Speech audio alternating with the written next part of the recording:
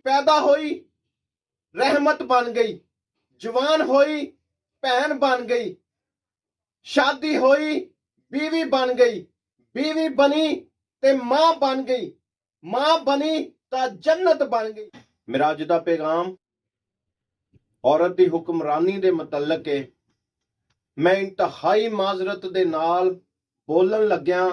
औरत दी हुक्मरानी कौमी सतह ते होए या घरेलू सतह ते ठीक नहीं, क्योंकि औरत मजबूत फैसला नहीं कर सकती, क्योंकि औरत दलेर फैसला नहीं कर सकती, क्योंकि औरत दे कीते होए फैसले कौमी सतह ते होन या घरेलू सतह ते होन ज्यादातर मुफीद नहीं होंदे। औरत दी हुक्मरानी दायरा इस्लाम दे नाल भी तसादम है। हजूर अकरम सल्लल्लाहु अलैहि वसल्लम ने फरमाया, जिस कौम दी हुक्मरान औरत होए वो कौम कदी भी फलाह नहीं पा सकती।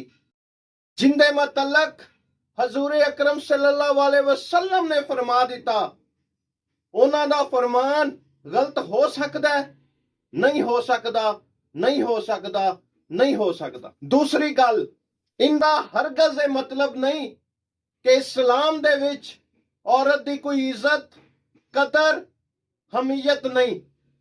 जो मजहब इस्लाम दे विच औरत दी इज्जत कदर हमीयत है शायद ही किसी होर बशर दी होए। बेटी पैदा हुई रहमत बन गई, जवान हुई भैन बन गई, शादी हुई बीवी बन गई, बीवी बनी ते मां बन गई, मां बनी तां जन्नत बन गई। जिंदे पैरां दे थल्ले अल्लाह ताला ने जन्नत रखी होवे, क्या उनदी इज्जत विच, क्या उनदी कदर विच, क्या उनदी हमीयत विच कोई कमी हो सकती है? नहीं हो सकती। मेरी गुजारिश है सारियां अपनियां बाजियां भैनां अगे कि अपने इख्तियारात नू समझो, गौर करो और दायरा इस्लाम दे विच रह के, मजहब इस्लाम दे विच रह के अपने इख्तियारात दा सही इस्तेमाल करो। इंदे विच ही तुहाडे घर दी, तुहाडी कौम दी फलाह है और इंदे विच ही तुहाडी दुनिया दी और आखिरत दी कामयाबी है।